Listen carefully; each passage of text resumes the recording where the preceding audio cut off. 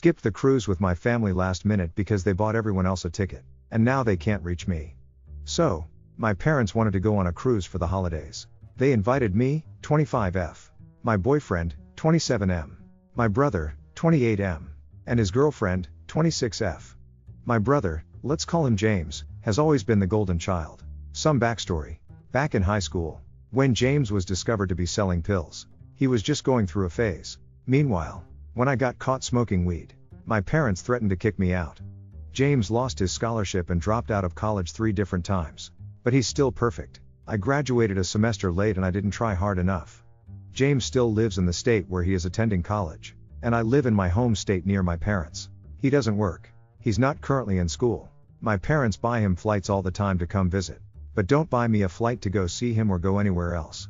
My parents send him money for rent and life necessities. He bought a $2,000 dog recently with that money. When I got my first big job at age 22, my parents immediately kicked me off their insurance since I had the option of benefits. James was on their insurance until he turned 26. Last year, I got laid off and moved back in with my parents to save money. When I got my new job, my parents told me I needed to pay $10,000 in back rent, which was never discussed previously. I did finish paying it off and recently moved in with my boyfriend. This has been a pattern my whole life. James gets everything handed to him and I have to work my ass off. So, now to the cruise. My parents said they wanted to do this, and bought tickets for themselves, James, and his girlfriend. They told me to get my own ticket since I have a well-paying job. I was super upset, and told them it wasn't fair that I was the only one who had to buy their own ticket. My boyfriend couldn't come due to holiday plans with his own family. My parents said I was acting spoiled and that green wasn't a good look on me. I am so tired of hearing that phrase at this point. They said it's not like I had to get a nice room since we'd be outside it the majority of the time anyway, which is true. But then why get James a nice room? I decided I had enough and I wasn't going. But here's where I may be the asshole. I let them continue thinking I was for months. Then, on the night before they left, they said to get to their house by 8 a.m. so we could start the drive to the port. At 8:30 that day, they started messaging me asking where I was. I texted them, since you didn't want to put the effort in to have me join you, I will be attending my boyfriend's Thanksgiving instead. Have a nice trip with your favorite child. Then I muted the chat. I talked to some friends about this, and some said it was petty of me to cancel with no warning, and others said I should have sucked it up and gone since I would have had fun when I got there. They've been on the cruise for a couple days now, and I'm starting to regret how I handled things. Yeah, I probably would have had fun, and it's not like I couldn't afford the ticket. I also would have handled the delivery better, but at the same time, I'm so sick of them treating me like this.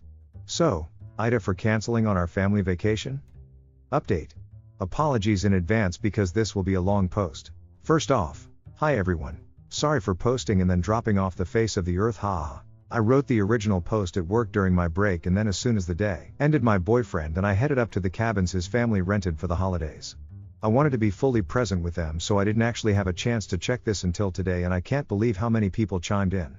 I appreciate everyone who took the time to share their thoughts, even though I wasn't able to get through all of them.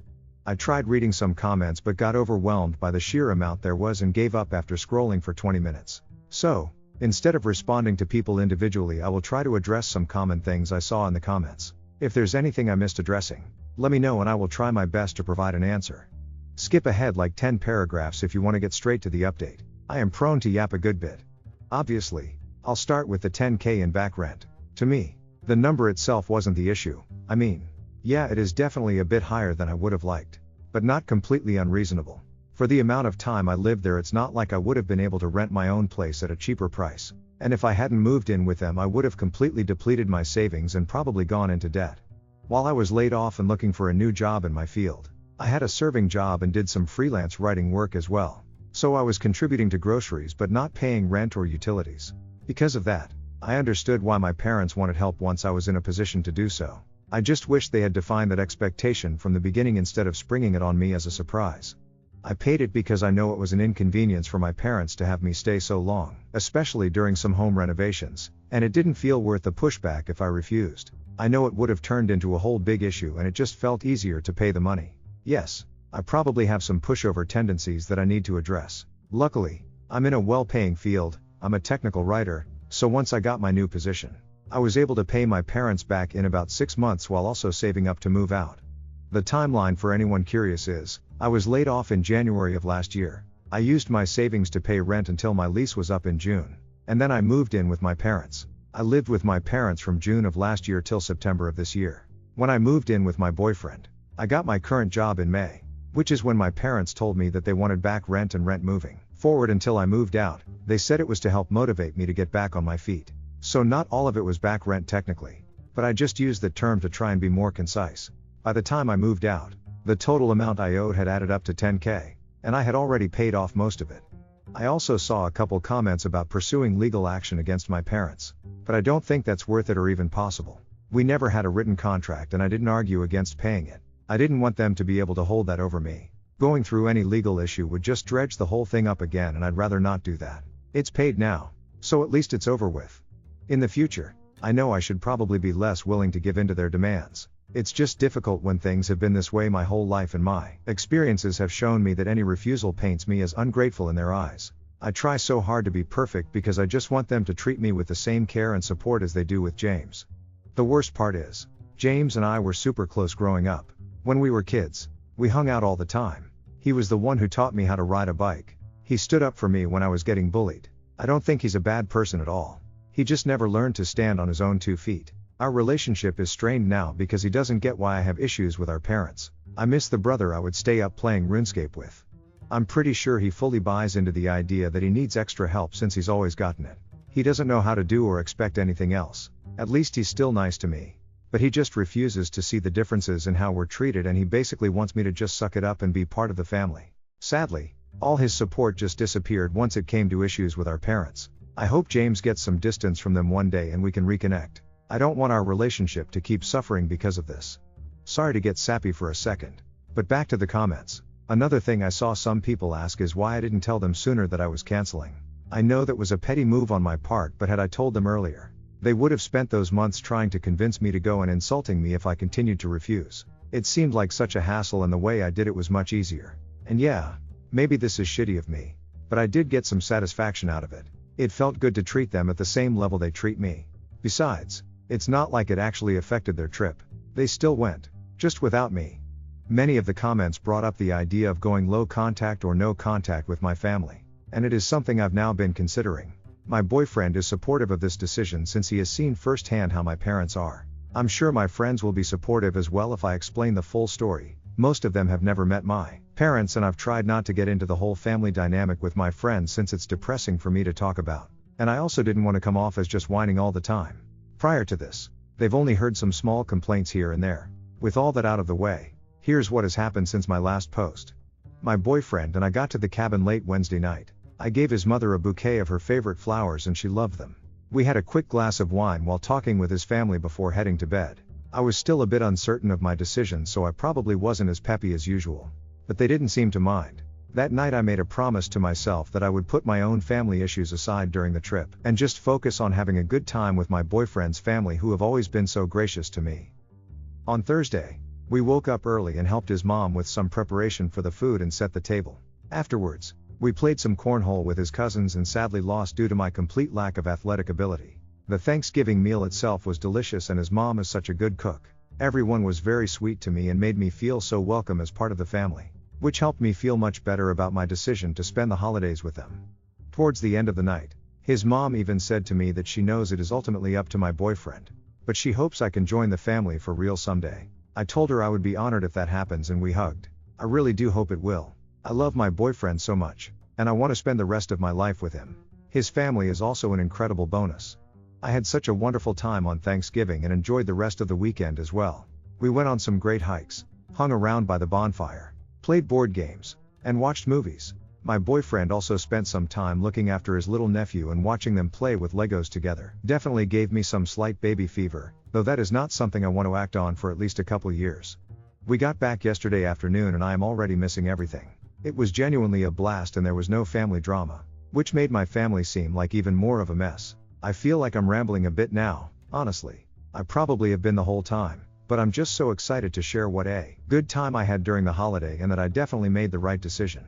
Unfortunately, this update isn't entirely positive. I wish it could be. My parents reached out last night and they still weren't happy about my choice. I guess the sea air and unlimited drinks didn't do enough to relax them.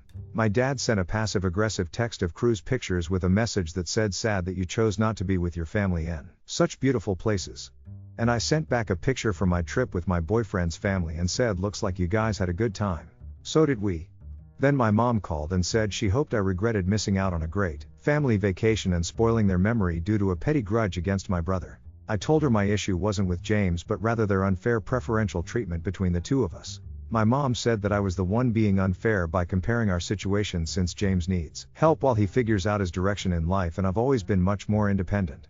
I told her the only reason that's true is because they never truly allowed me to depend on them. She said she wasn't going to apologize for raising a self-sufficient daughter, and that I should either grow up and be grateful for everything they've done or leave them alone for good and break their hearts all at once instead of doing it piece by piece. She called me cruel for dangling the hope of a wonderful holiday only to snatch it away at the last second. Even though they seem to be just fine without me, they're based on the photos my dad sent and what they posted on social media. I was really upset by this point and pointed out multiple examples of how they prioritize James, just hoping I could finally make her understand how growing up like this has affected me. My mom said I had a lot of nerve to put their parenting under a microscope when I have no children myself and have never had to make tough decisions. I had enough of the conversation and said I guess I'll just leave you guys alone like you want since I'll never be enough for this family anyway. I hung up and started crying. But my boyfriend was really supportive as always and we spent the rest of the night eating ice cream and watching The Hunger Games to cheer me up. I absolutely love the series and am so excited for Haymitch's movie to come out. It was weird to go back to work today after everything and act like nothing was the matter. But I think it was also a good distraction. Since I chose my boyfriend's holiday plans instead of my family's, I actually came back feeling mostly refreshed, besides the events of last night, instead of drained like I most likely would have been after the cruise. I haven't heard anything more from my parents yet, but I have a feeling they're just bluffing. I'm sure once they need something they'll reach out. Or they'll probably try and smooth things over by Christmas so they don't have to explain the situation to our extended family. I haven't decided yet if I'll be open to reconciling. On one hand, I know I deserve better than to be treated as a burden and an afterthought while doing so much for them. I'm tired of trying to live up to their expectations and I'm not optimistic about their behavior ever changing. But on the other hand, they are my family and it's just so difficult to fully walk away. I just want to feel the love and acceptance from my own family that I get from my boyfriend's family. Why is it so hard for them to treat me like I matter? I'm also worried that if I don't make nice with them, they'll twist the story to make me seem like the problem and my extended family will be mad at me too.